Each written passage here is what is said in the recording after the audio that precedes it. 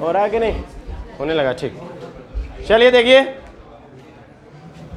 59 वाला, a resistor a resistor of 400 ohm, resistor 400 ohm, inductor 5/पाई, inductor जो है वो कितना है 5 हेनरी, एंड कैपेसिटर 50/पाई। ये बटे पाई का मतलब है कैलकुलेशन आसान करने का प्रयास किया जा रहा है और कुछ नहीं।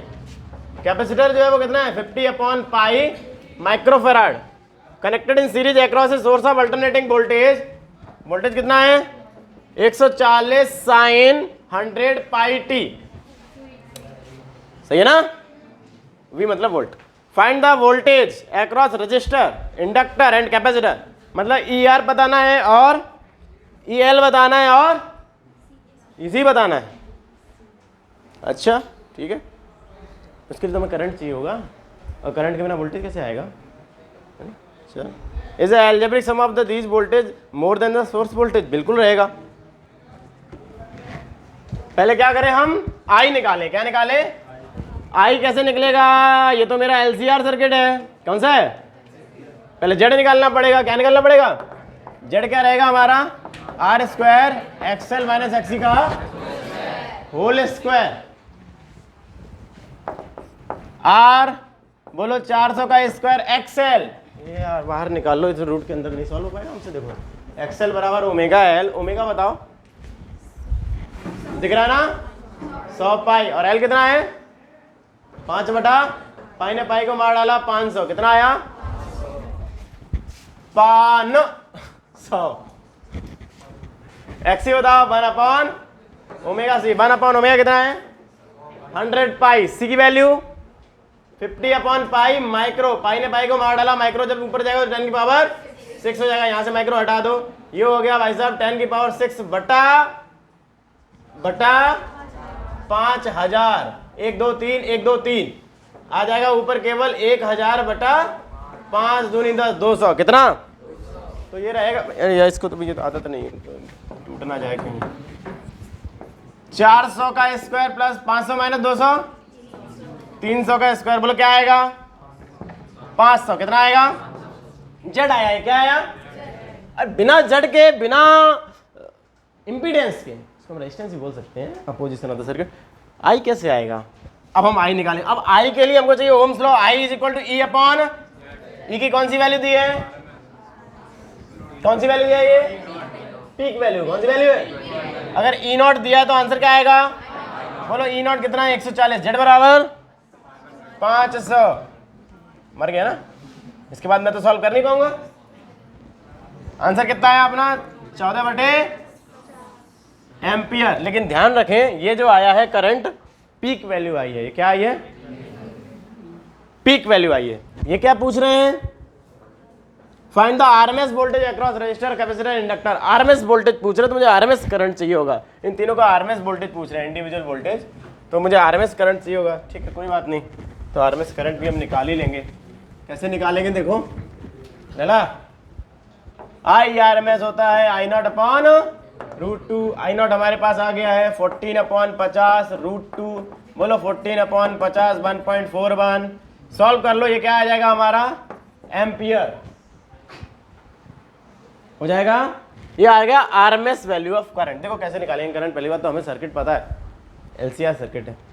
करंट निकालने के लिए हमको चाहिए जेड, पहले बात तो करंट ही क्यों निकालना है, सिंपल सी बात। अगर हमको इसका वोल्टेज निकालना है तो आई आर, आई एक्सएल और आई एक्सी, ये इनके इंडिविजुअल वोल्टेज, तो आई चाहिए ना। आई के लिए हमको जेड चाहिए होगा, तो पहले हमने जेड निकाला, जेड के बाद हमने आई निकाला, पता चला है तो ई नॉट दिया है तो आई नॉट आएगा, फिर आई नॉट से हम आरएमएस वैल्यू पे पहुंचे, ये आ गई आई आरएमएस। क्या हो गया? कहता ही यार डिवाइड है यार, तो मजा आ जाएगा फिर तो। देखो अब ये 1.41 नहीं है, केवल कितना बचा है 1.4, तो 10 बार जाएगा 1/5, कितना आया? तो बाकी क्या कर रहे हो?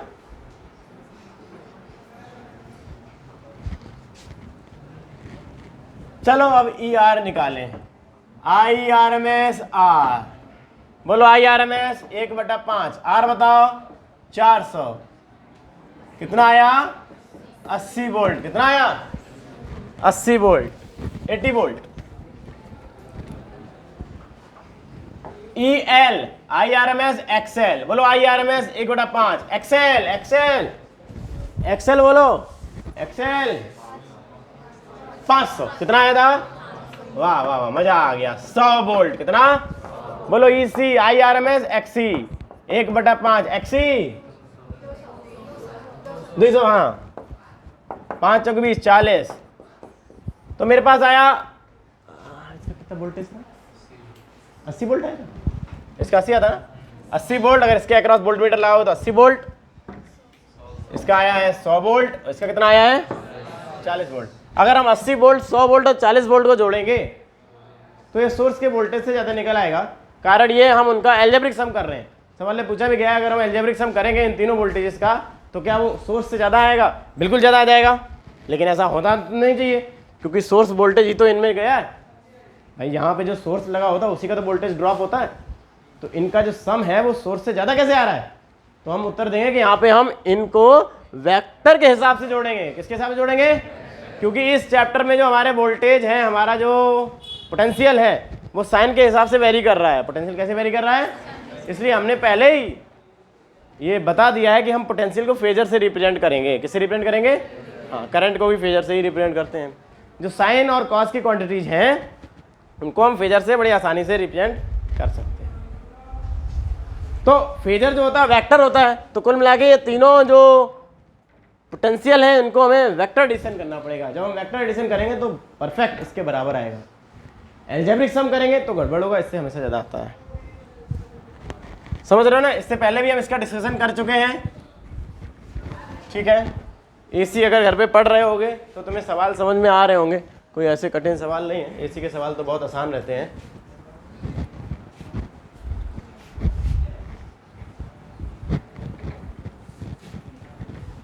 बस दिखा दे रहे हैं, इसमें जितने भी सवाल हैं 50-60 सवाल, इतने सवाल अगर कर लोगे तो उम्मीद है कि बाकी भी कर लोगे, है कि नहीं। इसमें देखो हम अभी भी आ रहे हैं, आसन ले लें अपना तो भी आएंगे क्या, तो भी आ रहे हैं, ठीक है। मतलब पढ़ाया जा सकता है अच्छे से, है ना। मुझे वो नहीं हो रहा, वो क्या होता है, कैमरा फियर क्या होता है, अकेले में होता है।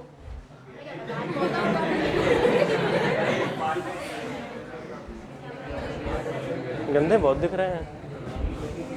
देखो अगला सवाल देखो, derive the expression for the average power. भैया देखो एलसीआर सर्किट में जो पावर वाला डेरिवेशन है, मैं तुम्हें बता दूं एनसीईआरटी में 3 से 4 लाइन में खत्म किया गया है, निपटाया गया है। तो अच्छा हम लोगों ने किया 1.5 पन्ने का है। तो इस वाले डेरिवेशन को एक बार ढंग से देख लो। उसमें किया क्या जाता है, पहले हम इंस्टेंटेनियस पावर निकालते हैं बेटा, पहले हम इंस्टेंटेनियस पावर निकालते हैं। और पावर कैसे निकालते हैं, ई आई, ठीक है। ई जो होता है वो भी साइनसॉइडल है, आई जो होता है वो भी साइनसॉइडल होता है। तो सपोज करें ई की जगह हम लिखेंगे ई नॉट साइन ओमेगा टी और आई की जगह हम लिखेंगे आई नॉट साइन ओमेगा टी +5 या -5। फिर जब डेरिवेशन करते हो तो शायद तुमको पता होगा कि साइन A+ भी या साइन A- भी पहले खुलेगा, उसके बाद जो भी करते हैं वो तुमको पता रहना चाहिए। ये जो पावर वाला डेरिवेशन है ये 2 नंबर में भी आ सकता है, 2.5 में भी आ सकता है और 3 में भी आ सकता है, ध्यान रखें इसका। कुल मिलाकर जो फाइनल रिजल्ट आता है वो ये आता है, power in AC circuit ERMS IRMS cos phi. cos phi को क्या बोलते हैं, पावर फैक्टर। जनरली इसकी वैल्यू क्या रहती है, R/Z क्या रहती है। कैपेसिटिव सर्किट में पावर कैसा होता है, कैपेसिटिव सर्किट में पावर डिसिपेशन कितना रहता है, 0। इंडक्टिव सर्किट में 0। रेजिस्टिव सर्किट में बहुत ज़्यादा रहता है, ERMS IRMS। चूंकि रेजिस्टिव सर्किट में करंट और वोल्टेज सेम फेज पे होते हैं, यानी फाई की वैल्यू क्या रहती है, 0। तो कॉस फाई की वैल्यू 1 हो जाती है ना। तो इसलिए यहाँ पर पावर कैलकुलेट की जाती है। बाकी कैपेसिटिव और इंडक्टिव वाले केस में पावर की वैल्यू 0 हो जाती है, क्योंकि cos π/2 0 होता है, cos 90 0 होता है, सही है ना। अब इतने जमाए बोलने की आदत है, 2-3 दिन में आदत सही होगी। क्योंकि जब इसको, चूँकि पहले इस साल पहली बार रिकॉर्ड हो रहा है ना, तो जब इसको सुनेंगे तो ये माइक यहीं पे लगा होगा, बहुत तेज जाएगा। जो इसको सुनेगा वो अपनी बिल्कुल 0 से थोड़ा सा ऊपर वॉल्यूम करके सुनेगा। अब यहाँ तो हम ऐसे समझा रहे हैं ना, अब पिछली बार जो रिकॉर्ड कर रहे थे वो कोविड में कर रहे थे, तो क्लास में कोई था नहीं, तो आराम आराम से बोल रहे थे, नॉर्मली इतने तेज बोल रहे थे। अब हमको वहाँ तक आवाज़ पहुँचानी है, तो उस हिसाब से हम बोल रहे हैं। Define the quality factor. बेटा क्वालिटी किस चीज़ की होती है? एलसीआर सर्किट में क्वालिटी किस चीज़ की निकालते हैं? रेजोनेंस की। किसकी क्वालिटी होती है?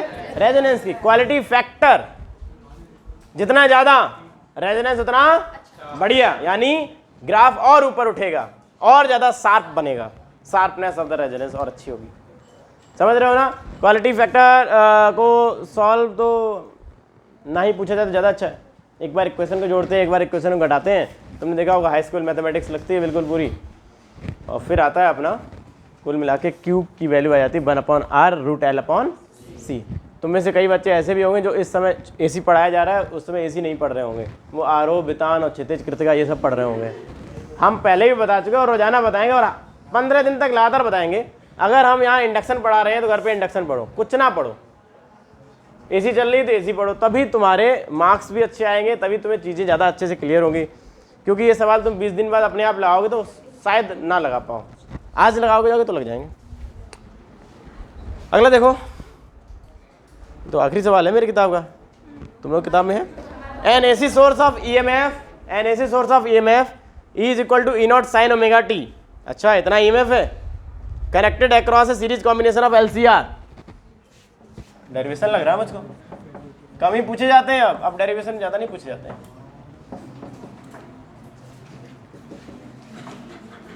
Is equal to E0 sin omega t।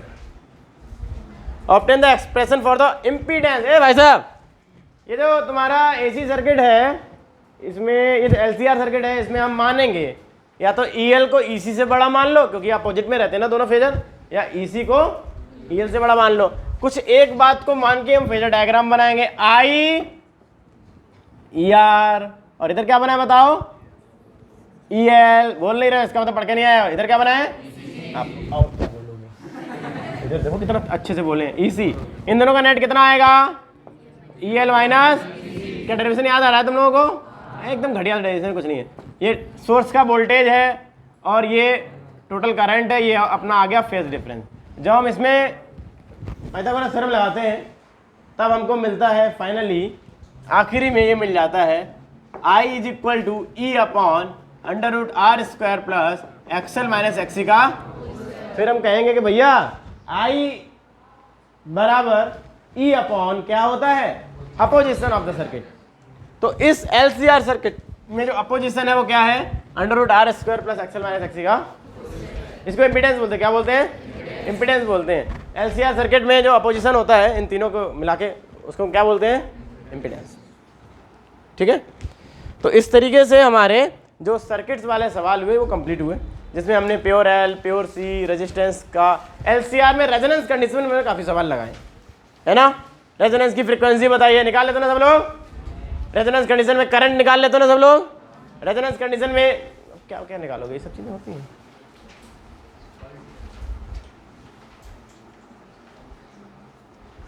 लगाओ भैया, घर पे भी ये सब चीज़ें लगाओ। अभी हमने कितने अपनी किताब के हिसाब से 60-61 सवाल लगवा दिए हैं। ठीक है, धीरे धीरे धीरे धीरे 10-12-20 दिन में तुम ये देखोगे कि हम इस बोर्ड पे 1000-1500 सवाल लगा चुके होंगे। अभी तुमको ये लग रहा है यार रोज़ 20 ही सवाल हो रहे हैं, रोज़ 23 सवाल हो रहे हैं, क्या कल कर लेंगे? लेकिन ये 23-23, 20-20 सवाल इकट्ठे होके 500 सवाल हो जाएंगे। फिर तुम्हारे हाथ पैर फूलेंगे कि इतने ज़्यादा सवाल हम कैसे अब रिवाइज करें। तो रोज़ का रोज़ अगर करोगे तो बहुत आसान हो जाएगा करना।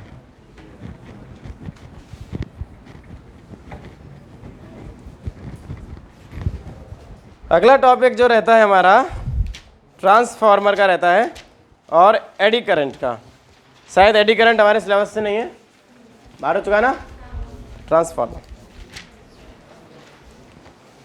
कम सवाल है, ज़्यादा नहीं है। पहला सवाल देखिए, तो आज जाके ट्रांसफार्मर का टॉपिक एक बार पढ़ लेना। ट्रांसफार्मर क्या होता है? इसमें हमारे पास दो कॉइल्स होती हैं, एक प्राइमरी होती है और दूसरी क्या होती है? टाइम पास हो रहा है, कुछ नहीं हो रहा है, घर पे पढ़ लो, ये सब केवल टाइम पास हो रहा है, मुझसे मत ये अब दोबारा से पढ़ो। प्राइमरी कॉइल क्या होती है, सेकेंडरी कॉइल क्या होती है, उनमें म्यूचुअल इंडक्शन होता है ना। प्राइमरी में एसी सोर्स लगा होता है और प्राइमरी में करंट रहता है सोर्स का, लेकिन सेकेंडरी तक पहुंच जाता है म्यूचुअल इंडक्शन के कारण। ठीक है, हाँ, दो प्रकार के होते हैं, step up step down. Step up क्या करता है, वोल्टेज को बढ़ाता है, आउटपुट में ज़्यादा वोल्टेज रहता है, और स्टेप डाउन में क्या होता है, वोल्टेज, स्टेप अप में वोल्टेज तो बढ़ता है लेकिन करंट, स्टेप डाउन में वोल्टेज तो घटता है लेकिन करंट बढ़ जाता है। ठीक, चलिए सवाल देखते हैं। Why choke coil needed in the use of fluorescent tubes with AC mains. ये जो अपने ट्यूब लाइट होती है, ये ट्यूब लाइट है कि नहीं है, हाँ, इसमें चोक कॉइल्स का क्या काम होता है। चोक कॉइल क्या होती है, पहले अपने सिलेबस में थी, हालांकि अभी भी है, उसमें कुछ है नहीं, लेकिन चोक नाम जो है वो चीज़ हटाती है, पता नहीं ऐसा क्यों किया जाता है। ये हाई वैल्यू ऑफ इंडक्टेंस वाला इंडक्टर होता है, मतलब एक कॉइल होती है जिसमें एल की वैल्यू ज़्यादा होती है। किसकी वैल्यू ज़्यादा होती है, हाँ, मैंने पहले ही बताया कि जैसे हमारे ये जो रेगुलेटर्स होते हैं, इनमें भी दो प्रकार के आते हैं, एक तो रेजिस्टेंस वाले और दूसरे कौन से वाले होते हैं, इंडक्टर वाले आते हैं। ठीक है, जो रेजिस्टेंस वाले रेगुलेटर होते हैं वो भी पंखे को कम ज़्यादा कर सकते हैं, और इंडक्टर वाले जो रेगुलेटर होते हैं वो भी पंखे को कम ज़्यादा करते हैं।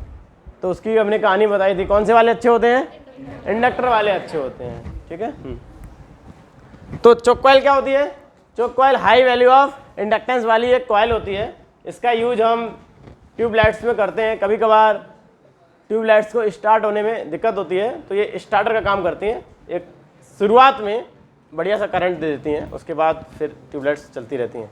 कई बार अब तो ट्यूबलाइट्स ज़्यादा यूज ही नहीं करते हम लोग, पुराने ज़माने के सवाल है, ट्यूबलाइट्स यूज ही नहीं करते। कभी कभार चोक कॉइल हिल जाती है तो उसको सही से सेट करते हैं तो ट्यूबलाइट फिर जलने लगती है, ऐसा होता है। हम लोगों के हॉस्टल में तो लगी हुई थी ट्यूबलाइट्स, घर पे कहाँ आपको यूज करता है। क्या हो गया, जेठालाल कौन है,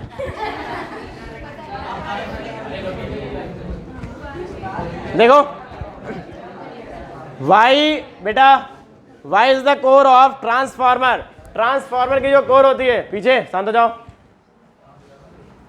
ट्रांसफार्मर की जो कोर होती है उसको लैमिनेटेड क्यों करते हैं, तो ये एडी करंट के कारण। ट्रांसफार्मर का मतलब हमारे पास दो कॉइल्स होंगी, एक प्राइमरी दूसरी क्या होगी, एक रेक्टेंगुलर फ्रेम होता है जिसमें एक आर्म पर प्राइमरी लपेटते हैं, दूसरे आर्म पर। ये जो फ्रेम होता है ये सॉफ्ट आयरन का बना होता है, तो सॉफ्ट आयरन का सॉलिड फ्रेम होता है जिसमें कॉइल लपटे। अब चूंकि एसी सोर्स लगा होता है तो बार बार मैग्नेटिक फ्लक्स चेंज हो रहे होते हैं, है ना। क्या मुझे डायग्राम बनाने की जरूरत है, डायग्राम बनाने की जरूरत है क्या, एसी चल रहा है ना, तो फ्लक्स चेंज होने के कारण से इंडक्शन होता है। अगर इंडक्शन लूप में हो रहा है तो हम उसको बोलते हैं इंड्यूस्ड करंट। अगर सॉलिड सरफेस, ब्लॉक, इन चीज़ों में हो रहा है इंडक्शन तो बोलते हैं एडी करंट। क्या बोलते हैं, हाँ, ये अपने सिलेबस से बाहर है। तो एडी करंट को कम करने के लिए ऐसे कोर को चिप्स बना के उसके बाद ऐसे चिपका देते हैं, मैंने बताया भी था। ठीक है, mention 2 characteristic properties of material suitable for making core of the transformer. अरे ट्रांसफार्मर की कोर को जो बनाते हैं वो हम सॉफ्ट आयरन से बनाते हैं, और उसकी परमिएबिलिटी यानी म्यू बहुत ज़्यादा हाई होना चाहिए। कैसा होना चाहिए, हाई होना चाहिए। और क्या होना चाहिए, रिटेंटिविटी बहुत लो होनी चाहिए। अगला देखो, what is the function of step up transformer. Step up transformer का यूज किया जाता है बेटा वोल्टेज को बढ़ाने के लिए। किसके लिए, वोल्टेज को बढ़ाने के लिए किया जाता है। कई बार ऐसा होता है कि हमको स्टेप अप करना पड़ता है वोल्टेज को, और कई बार स्टेप डाउन भी करना पड़ता है, क्योंकि जो हमारा एसी करंट बनता है वो दूर दराज के इलाकों में बनता है। जैसे हमारा जो भी डैम वगैरह होते हैं उनके नीचे टरबाइन वगैरह लगी होती है, तो ये तो बहुत दूर होता है। जैसे मान लो पंजाब में कोई डैम है, तो वहाँ से अब करंट बन रहा है टरबाइन में, अब उस करंट को हमें फैलाना है मध्य प्रदेश तो छत्तीसगढ़ तक ले जाना है जंगलों में, तो डीसी करंट तो इतना दूर तक नहीं चल सकता। एसी करंट के पास एक खास बात होती है कि हम ट्रांसफार्मर का यूज करके उसको हम कई हजारों किलोमीटर तक ले जा सकते हैं, कोई दिक्कत नहीं। कैसे ले जाते हैं, पहले हम स्टेप अप करते हैं, उसके बाद धीरे धीरे स्टेप डाउन करते करते करते करते वो हमारे गली में आ जाता है 220 वोल्ट पे, है कि नहीं, ऐसे ही पढ़ाया था हमने। ठीक, तो इसमें तो खैर केवल इतना पूछा है, what is the function of step up. Step up का मतलब होता है वोल्टेज को बढ़ाना, बस इतना ही। Write any 2 factors responsible for energy losses in transformer. Transformer में कोई 2 प्रकार की एनर्जी लॉस बताइए। हमिंग इफेक्ट होता है ट्रांसफार्मर में, ट्रांसफार्मर पास से निकलो तो की आवाज आती रहती है, तो साउंड एनर्जी के कारण ये लॉस हो रहा है, एनर्जी का लॉस। ट्रांसफार्मर में जो कॉइल्स होती है प्राइमरी और सेकेंडरी, उनमें हीटिंग इफेक्ट होता रहता है, क्योंकि वो कॉपर की बनी होती है। किसकी बनी होती है? रेजिस्टेंस जीरो तो होता नहीं है ना कॉपर का, थोड़ा बहुत तो रेजिस्टेंस रहता ही है, तो उसके कारण हीटिंग होता है ना। तो जूल्स लॉस भी होता है, हमिंग इफेक्ट भी होता है, एडी करंट लॉस भी होता है ना। और कौन सा लॉस हमने बताया? हाँ, फ्लक्स लीकेज, कुछ फ्लक्स जो होते हैं वो हवा में लीक हो जाते हैं, उसके कारण से भी काफ़ी एनर्जी लॉस हो जाती है। अब एक दो सवाल हो जाए ट्रांसफार्मर के। A power transmission line feeds input power 2200 volt to a step down transformer. आ जाओ भैया, स्टेप डाउन। कितना वोल्टेज डाला गया यहाँ पर? 2200 volt with a current of 5 ampere, नहीं दूसरा पढ़ लिया मैंने। To stator with primary winding having 3000 turns. इसमें नंबर ऑफ टन्स कितने हैं? 3000। और इसका वोल्टेज कितना है? 2200 volt. Find the number of turns in the secondary winding to get the output voltage 220। अगर हमें आउटपुट में 220 चाहिए हो तो यहाँ पर नंबर ऑफ टर्न्स बताइए। तो इसको हम 1 और 2 करके लिख लें। ये हो गया हमारा E1, ये हो गया हमारा N1, ये हो गया हमारा। तो बताओ, ट्रांसफार्मर में हमारा एक बहुत फेमस फॉर्मूला रहता है, E1/E2 बराबर N1/N2। E1 बोलो 2200, E2 बोलो N1 बोलो, N2 बोलो N2। जीरो ने जीरो को 12, ये कैलकुलेशन कर लेता हूँ, देखो तो 10 बराबर 3000 N2 बोलो, N2 बराबर 300। 300 है। किसमें नंबर ऑफ टर्न्स ज्यादा है, प्राइमरी में क्या सेकेंडरी में? सेकेंडरी में कम हो गए हैं, क्योंकि स्टेप डाउन है। कैसा है? स्टेप डाउन की एक खास बात होती है, नंबर ऑफ टर्न्स भी कम हो जाते हैं, है ना, वोल्टेज कम हो जाता है इसी कारण से। ये तो बड़ा आसान सवाल था। ट्रांसफार्मर के सवाल जो कठिन सवाल होगा वो भी ऐसा ही होता है, क्योंकि ट्रांसफार्मर शुरू ही यही से होता है, E1/E2 बराबर N1/N2 बराबर I2/I1, ये उल्टा है। ठीक है, इसी में तुमको जूझना है। हो सकता है इनपुट पावर दे दें, आउटपुट पावर पूछ लें, हो सकता है इनपुट में करंट दे दें, आउटपुट में करंट पूछ लें, या नंबर ऑफ टर्न्स पूछ लें। ये सब पूछा जाता है ट्रांसफार्मर में, इससे ज़्यादा कुछ नहीं पूछा जाता। ध्यान रखें, देखो एक बड़ा चैप्टर कंप्लीट हुआ है, ट्रांसफार्मर के साथ कंप्लीट हो जाएगा AC। तो धीरे धीरे हम देखो होता क्या है कि क्लास में मैं बता दूं, 5-6 बच्चे ऐसे होते हैं जिन पे हम भरोसा कर सकते हैं कि ये पढ़ेंगे, इनको पढ़ाओगे तो ये पढ़ेंगे। लेकिन कुछ ऐसे होते हैं जिन हमें डर लगता है कि हम पढ़ा रहे हैं तो तुमको क्या डर रहे हो, तुम 600 रुपये मिल तो रहे हैं। तो अब डर ये लगता है कि बताओ AC हमने करा दिया, 60, 70, 80, 90 सवाल हो गए, अभी इसके बाद इंडक्शन आएगा, उल्टा चल रहा है ना हम लोग, इंडक्शन आएगा उसके भी सवाल हो जाएंगे, और उसके बाद जब हम सब करा देंगे तब कहीं ना कोई ऐसे अंगड़ाई लेके उठे, लाओ अब हम चैप्टर वाइज करें। हमारा इंतजार ना करो कि ये पूरा करा देंगे उसके बाद हम करेंगे, साथ साथ करो, है ना, कि जितना कर लो उतना कर ही लो अच्छे से। CBSE की तैयारी दिसंबर के बाद नहीं की जाती है, दिसंबर में ख़त्म की जाती है तैयारी, दिसंबर तक ख़त्म हो जानी चाहिए। State the underline principle of transformer. Transformer का प्रिंसिपल क्या है बेटा? प्राइमरी करंट सेकेंडरी में कैसे चला जाता है? Mutual induction. किसे पर करता है ये? Mutual induction. क्या DC करंट पे म्यूचुअल इंडक्शन होता है? AC में ही होता है। अगर DC में होने लगे तो DC करंट को भी हम हजारों किलोमीटर दूर तक ले जाए ट्रांसफार्मर लगा के, ऐसा नहीं हो पाता। एडिसन ने काफ़ी कोशिश किया, नहीं हुआ। ये कह रहे हैं a power transmission line feeds power at 2200 volt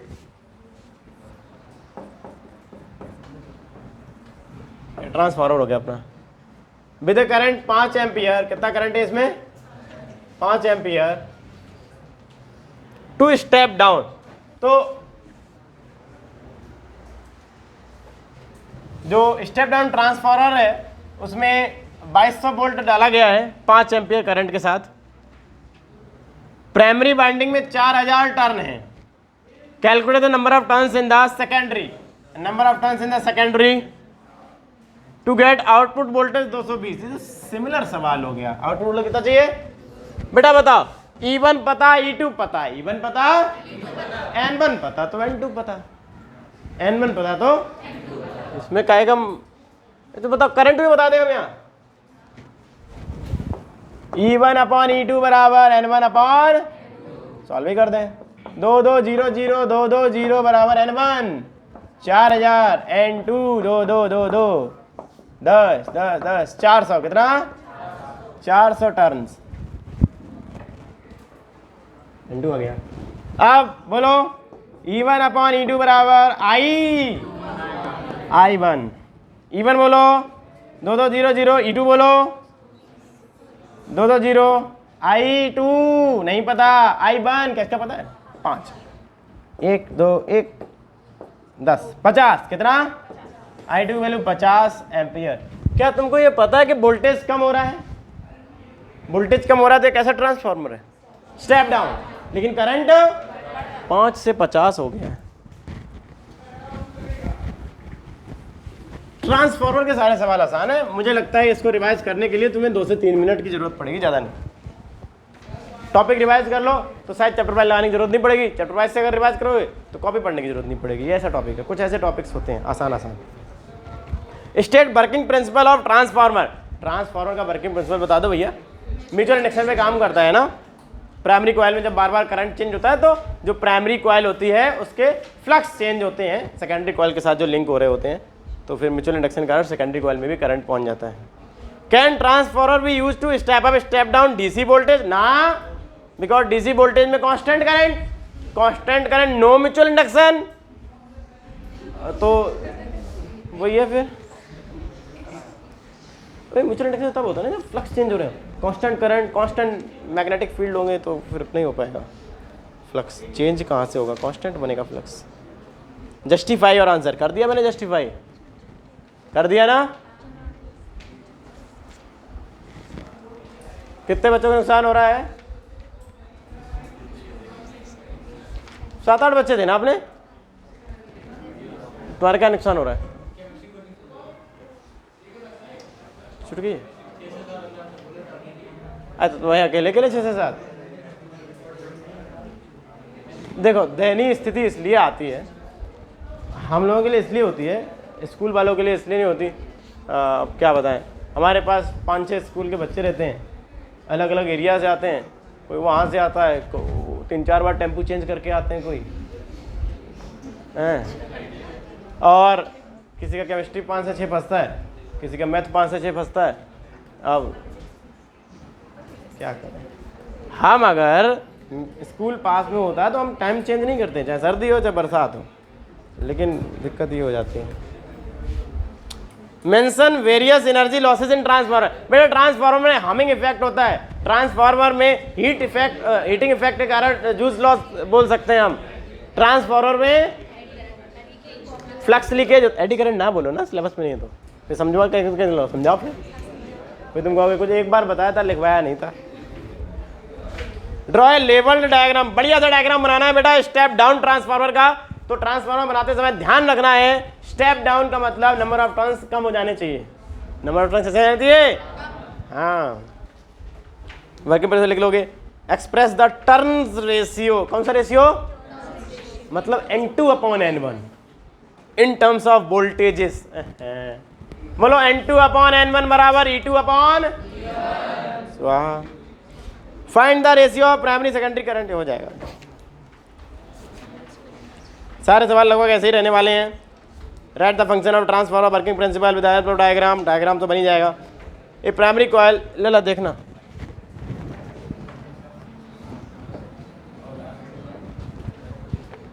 एक महीने की दिक्कत है, 1 महीने बाद तुम लोग स्कूल खिसकने वाले हैं ना। खिसकेंगे कि नहीं खिसकेंगे? हर साल खिसकते हैं। 1 घंटा शुरुआत से लेट होता है। जैसे ही हमको पागलो, जैसे ही हमको सुबह टाइम मिलेगा तो हम सुबह कूद जाएंगे, फिर हमें कोई टेंशन नहीं होगी। सुबह का 6 से 7 का टाइम इतना बढ़िया है, आराम से ना कमालगंज वालों को दिक्कत, किसी को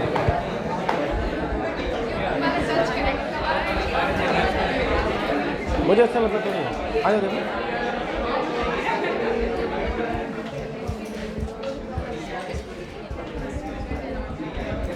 5:30 6:30 क्यों रहेगी? 1 घंटा खिंचके ना। चलो हम कल की अपनी क्लास अपनी बर्बाद कर चुके हैं टाइमिंग के चक्कर में, अब हम कोई डिस्कशन नहीं करेंगे। बस इतना है कि जैसे स्कूल 1 घंटा हमको सुबह फ्री करेगा हम सुबह पहुंच जाएंगे, ठीक है। तुम लोगों का अगर नुकसान, मैं तो ये बना रहा हूँ, अगला आदमी शायद नहीं बनाएगा, बना पाएगा कि नहीं? हाँ तो वो यही है, मैं ये इसलिए बना रहा हूँ, 2-3 लोग गार्जियन बड़ा परेशान हुए कि कुछ तो करो, तो पुराने वीडियो मेरे पास है नहीं, तो मुझे फिर कहा कि लगा दो भैया ये, तो उन्हें पता चल जाएगा क्या चल रहा है क्लास में। बच्चे नहीं दिखते इसमें। सवाल देखो, a primary coil of ideal transformer, देखना प्राइमरी कॉल में 100 टर्न है, कितने टर्न है? 100 टर्न। शांत हो जाओ। And transformation ratio, transformation ratio क्या होता है? ट्रांसफॉर्मेशन रेशियो क्या होता है भैया? टर्न्स रेशियो को ही बोलते हैं, उसका पर्यायवाची है। कौन सा वाची? N2/N1। अब बताओ, ये तो एकदम घटिया सवाल है और तुम गलत कराओगे क्योंकि तुमको ये नहीं पता कि ट्रांसफॉर्मेशन रेशियो क्या है, जबकि हम बता चुके हैं। कितना ध्यान से सुनते हो।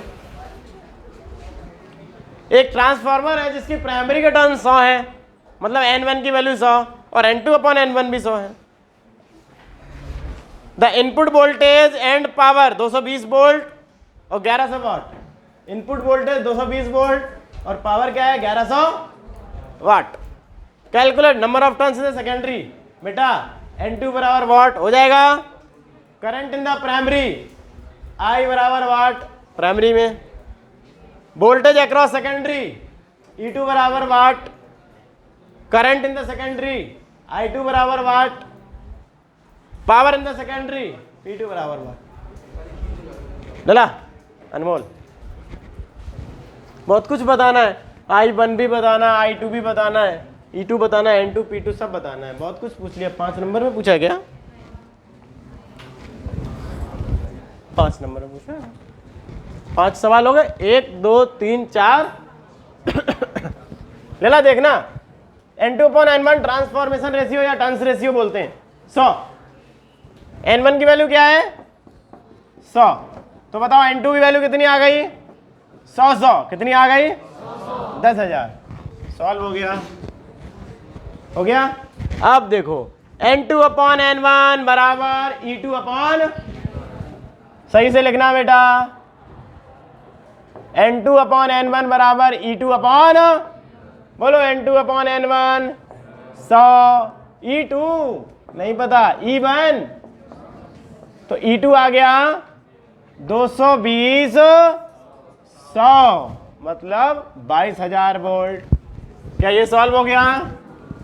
हो गया।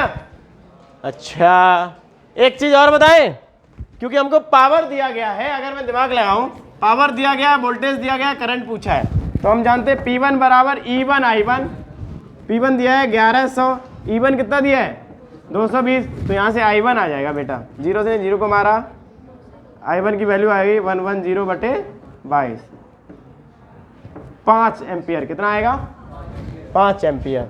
एक बार I1 आ गया तो फिर हम पूरा सॉल्व कर लेंगे, क्योंकि एक फॉर्मूला तुमको ये भी पता होगा, N2/N1 बराबर I1/I2। उल्टा होता है ना, N2/N1 बराबर क्या लिखेंगे हम? I1/। एक करंट पता दूसरा निकालेंगे। P2 क्या होगा?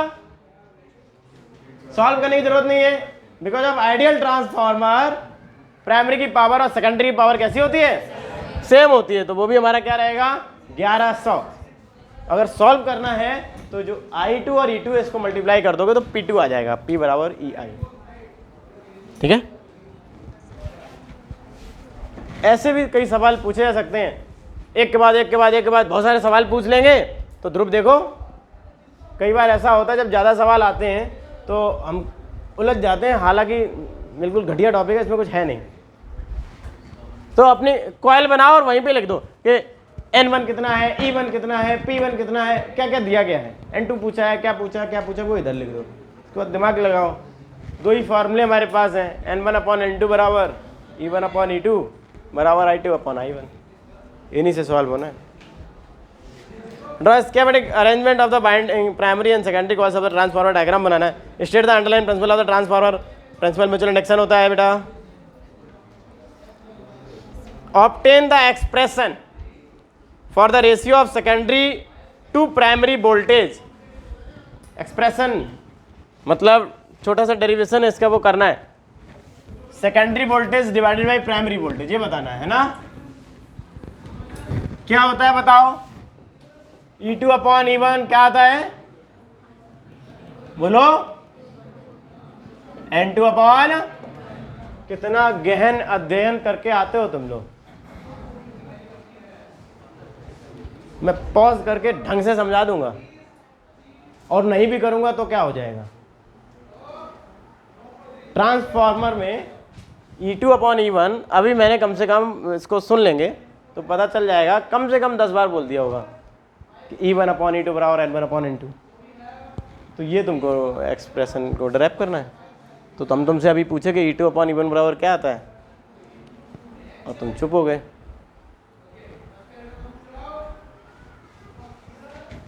हैं?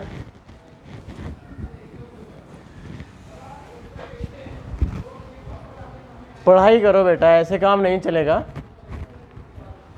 मार्क्स इतने आसान नहीं लगते हैं, जितना तुमको दिखाई देता है उतनी आसानी से नहीं आते हैं।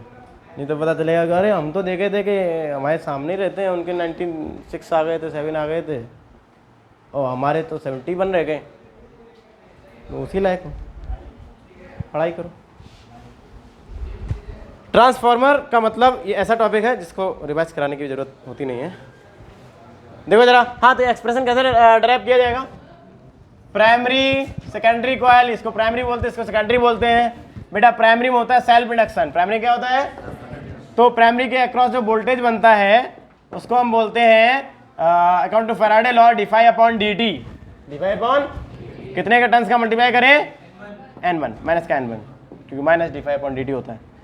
सेकेंडरी के अक्रॉस जो वोल्टेज होता है वो म्यूचुअल इंडक्शन के कारण आता है। किसके कारण आता है? तो आ जाएगा डिफाई अपॉन dt माइनस का, और कितने का गुणा करेंगे, क्योंकि इसके टर्न्स हम कितने माने हैं? सिंपल है, कॉपी में किया हुआ है। जब हम इसको भाग लगाते हैं डिफाई अपॉन dt कट जाता है, माइनस माइनस कट जाता है, तो आंसर आता है E1 अपॉन E2 बराबर N1 अपॉन। घटिया से देखो, right the main assumption involve in deriving the above relations. Main assumption हम ये मानिए कि ट्रांसफार्मर हमारा आइडियल है। कैसा है? इनपुट की पूरी एनर्जी आउटपुट में यानी सेकेंडरी कॉइल तक जा रही है, जबकि ऐसा है नहीं। क्योंकि एक तरफ हम ये भी पढ़ते हैं कि एनर्जी लॉस होता है, heating effect, humming effect, eddy current loss. इसलिए ट्रांसफार्मर एक ऐसी डिवाइस है जिसकी इफिशिएंसी, बहुत अच्छे ट्रांसफार्मर बना चुके हैं, 99% तक इफिशिएंसी हो चुकी है, लेकिन 100% इफिशिएंट हमारा ट्रांसफार्मर भी नहीं है, बहुत सारे एनर्जी लॉसेस होते हैं। तो हम इन सभी डेरिवेशंस में देख रहे हो डिफाई अपॉन dt हमने काटा है, यानी प्राइमरी का जितना जितना फ्लक्स है वो सेकेंडरी तक पहुंच रहा है, ऐसा हम मान के चल रहे हैं। जबकि थोड़ा बहुत फ्लक्स लीकेज होता है, प्राइमरी का पूरा पूरा फ्लक्स सेकेंडरी में नहीं जाता है, थोड़ा बहुत फ्लक्स लीकेज हो जाता है। तो हम ये मान के चल रहे हैं कि हमारा ट्रांसफार्मर आइडियल है, प्राइमरी की पूरी पूरी मैग्नेटिक फील्ड लाइन सेकेंडरी तक पहुंच रही हैं, प्राइमरी की पूरी पूरी एनर्जी, पूरी पूरी पावर सेकेंडरी तक पहुंच रही है। ये मेन एजम्पशन हम मान के चलें। Write any two reasons due to which energy losses में occur in the actual transformer. ठीक है, state the principle of step up transformer. पढ़ के आओ, समझ रहे हो? घर पे जाओगे ट्रांसफार्मर वाला पूरा टॉपिक पढ़ोगे और इनके ये सवाल देखोगे कैसे लगाए जा रहे हैं। केवल 3 से 4 मिनट 5 मिनट लगेगा ट्रांसफार्मर के सवालों को देखने में, कितना टाइम लगता है बेटा। एसी में कोई सवाल अगर दिक्कत दे रहा हो, पहले मेरी बात सुन लो, एसी में कोई सवाल अगर दिक्कत दे रहा हो, चाहे कोई भी सर्किट हो, LCR, RL, RC, उसका किसी प्रकार का कोई डेरिवेशन हो या कोई न्यूमेरिकल हो, प्रॉब्लम दे रहा हो, तो उसको हमसे पूछ सकते हो 1-2 दिन तक, क्योंकि हमारा फिर इंडक्शन शुरू हो जाएगा, कल से ही इंडक्शन शुरू हो जाएगा, इंडक्शन के सवाल लगवाने हैं। ठीक है, चलिए।